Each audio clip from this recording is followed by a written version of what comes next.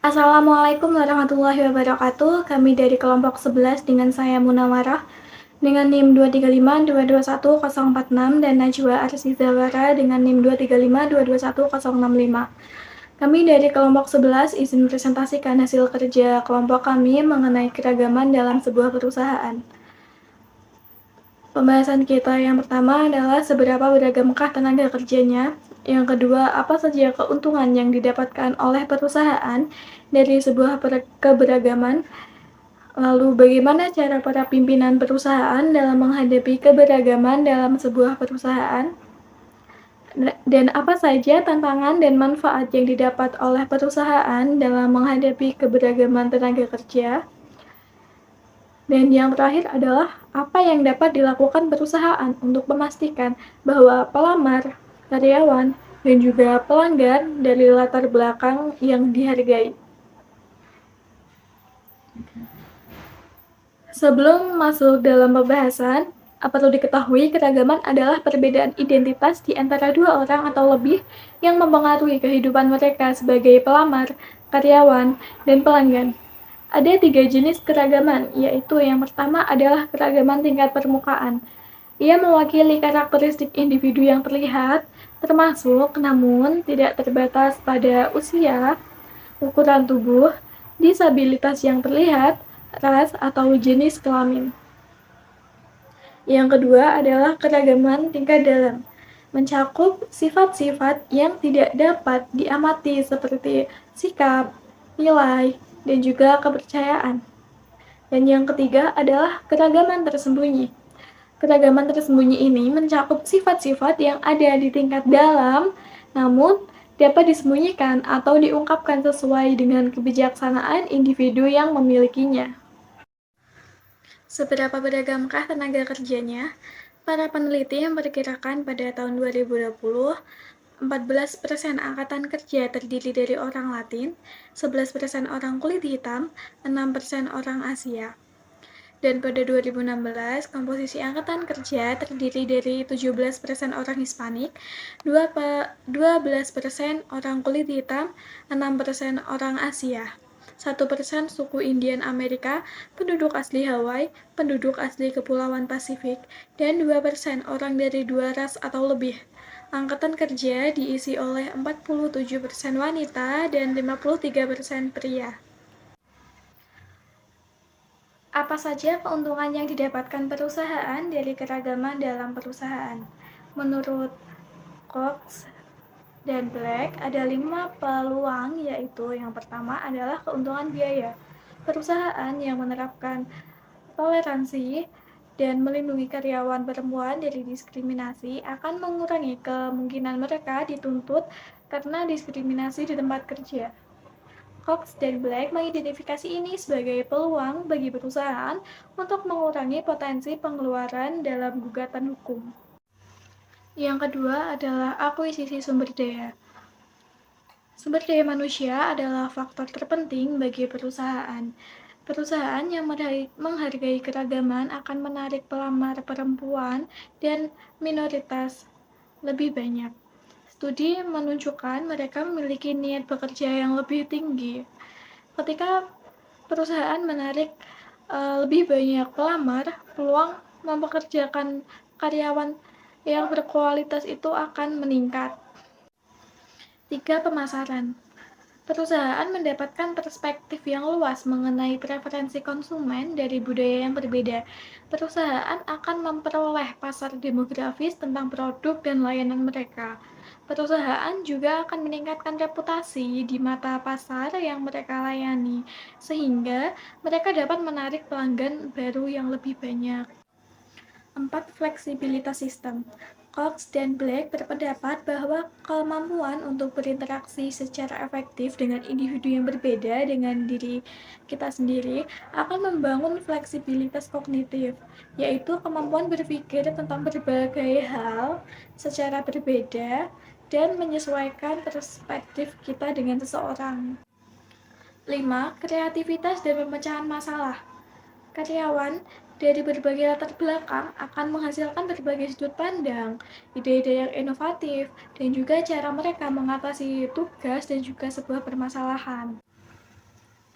Bagaimana cara pimpinan perusahaan dalam menghadapi keragaman dalam sebuah perusahaan? Mereka memiliki berbagai cara, di antaranya adalah yang pertama, hipotesis keragaman kognitif, yaitu adalah bagaimana keragaman memberikan manfaat bagi hasil organisasi. Dan yang kedua adalah paradigma kesamaan daya tarik. Ini menunjukkan atau menjelaskan bagaimana keragaman akan menghasilkan hasil yang negatif bagi perusahaan. Dan yang ketiga adalah teori kognitif sosial. Di sini dijelaskan bagaimana keragaman dapat menghasilkan hasil negatif dalam sebuah kelompok atau organisasi. Yang keempat adalah teori identitas sosial. Ketika kita berhubungan dengan orang pertama kali, akan mengkategorikan mereka sebagai bagian dari in-group atau bagian dari kita sendiri atau out-group dari luar. Yang kelima ada teori skema. Di sini dijelaskan bagaimana individu menyandikan informasi tentang orang lain berdasarkan karakteristik demografis mereka. Dan yang keenam adalah model pembenaran penekanan, di mana orang yang berprasangka dapat bertindak berdasarkan prasangka mereka. Selanjutnya, apa saja sih tantangan dan manfaat yang didapat dalam menghadapi keberagaman tenaga kerja?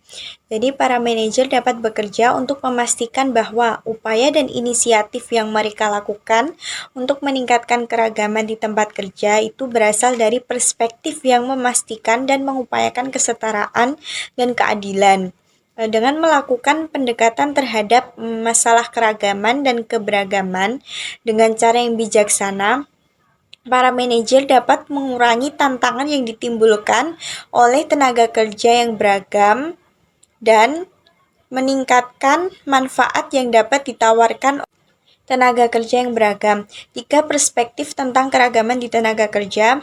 Peneliti Ellie dan Thomas mengenai keragaman budaya dirancang untuk mendukung secara teoritis dan empiris beberapa hubungan yang dihipotesiskan antara keragaman dan hasil di tempat kerja. Penelitian mereka menghasilkan sebuah paradigma yang mengidentifikasi 3 perspektif terkait keragaman di tempat kerja. Yang pertama yaitu perspektif integrasi dan pembelajaran menyatakan bahwa pengalaman hidup, keterampilan, dan perspektif yang berbeda yang dimiliki oleh anggota kelompok identitas budaya yang beragam dapat menjadi sumber daya yang berharga dalam konteks kelompok kerja. Dalam perspektif ini, anggota kelompok kerja yang memiliki keragaman budaya dapat menggunakan perbedaan kolektif untuk berpikir secara kritis mengenai isu-isu kerja, strategi, produk, dan praktik dengan cara yang memungkinkan kelompok tersebut menjadi sukses dalam operasi bisnis.